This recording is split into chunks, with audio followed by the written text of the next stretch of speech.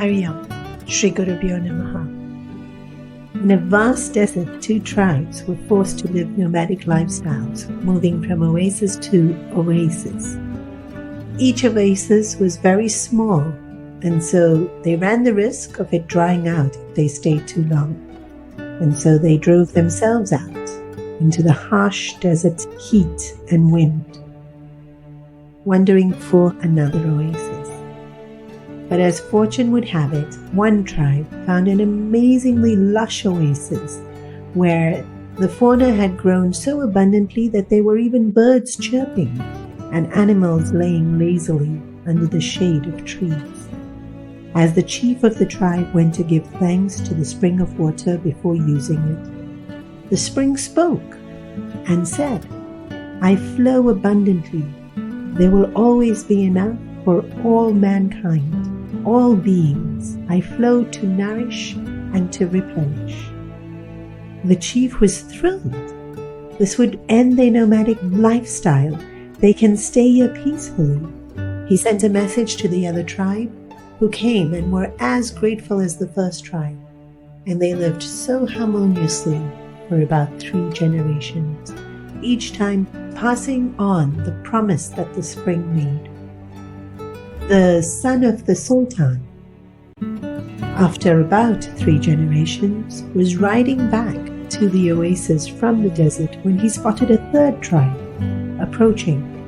Immediately fear rose in his heart, thinking, if they come, there'll be even less space and they'll use more water and we might run out. He had heard stories of when they wandered around the desert longing to find water, and he didn't want to have to live in such conditions.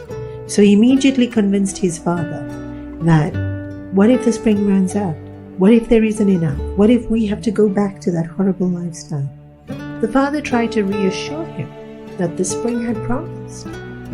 The son then convinced the father that the desert sun can make anyone delirious.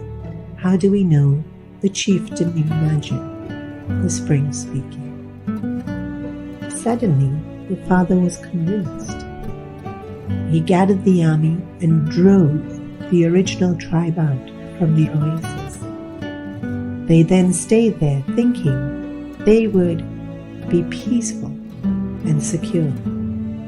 But the original tribe felt so betrayed. They were consumed with anger and hate.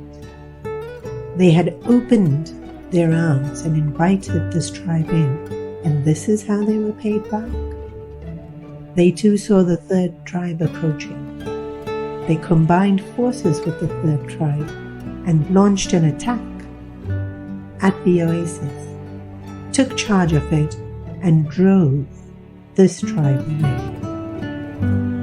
But 2 tribes forged a union in hatred. Hatred then drove them apart. One tribe constantly tried to secure the oasis for themselves, but sooner or later were driven out by one of the other tribes, year after year, fight after fight. After so much bloodshed, hatred, bitterness, resentment, sorrow, and suffering. Now generations had only heartache. But the entire time, the spring flowed abundantly. It had made a promise, and true to its promise, it always had enough for everyone.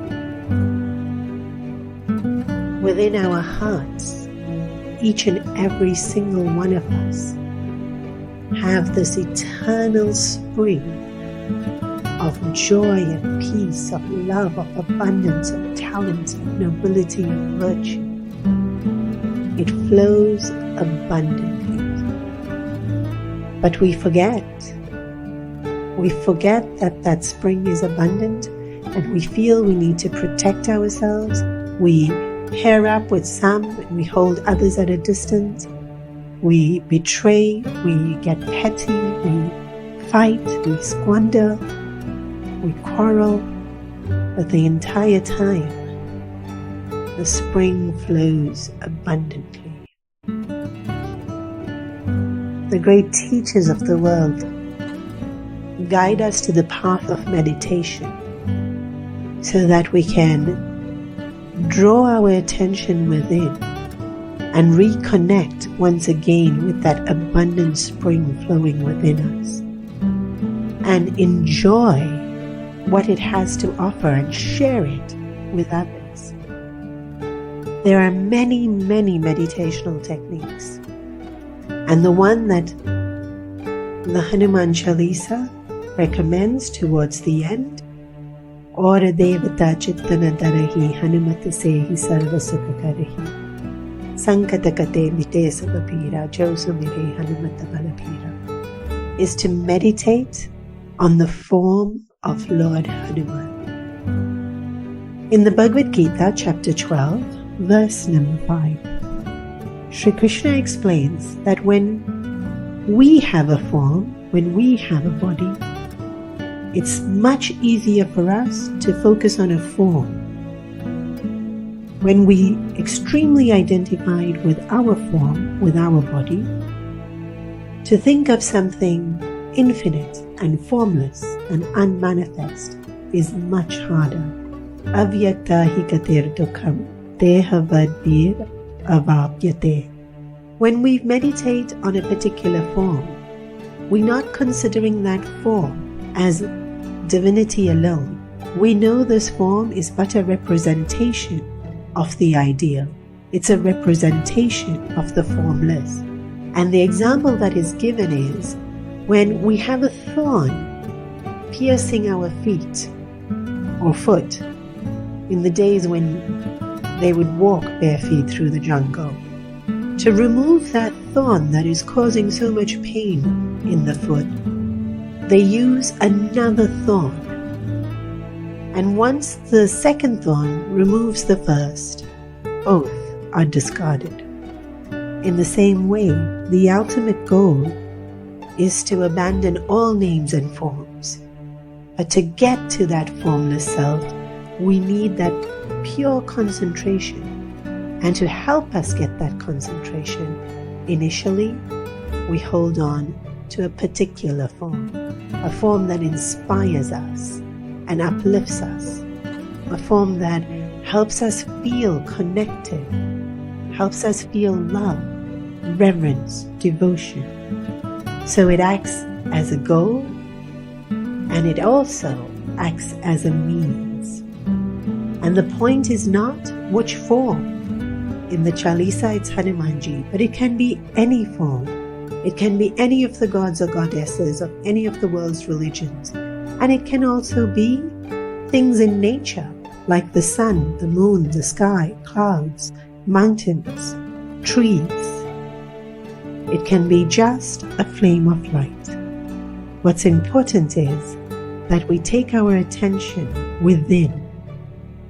And the more we take our attention within, the more we find ourselves. To meditate on something like, sky is above, earth is below, peace is within, might be far too abstract for some. To meditate on a hero like Hanuman, who is brave and courageous, who is devoted and loving and kind, who is intelligent and efficient, the mind has enough to think about. So, think about it.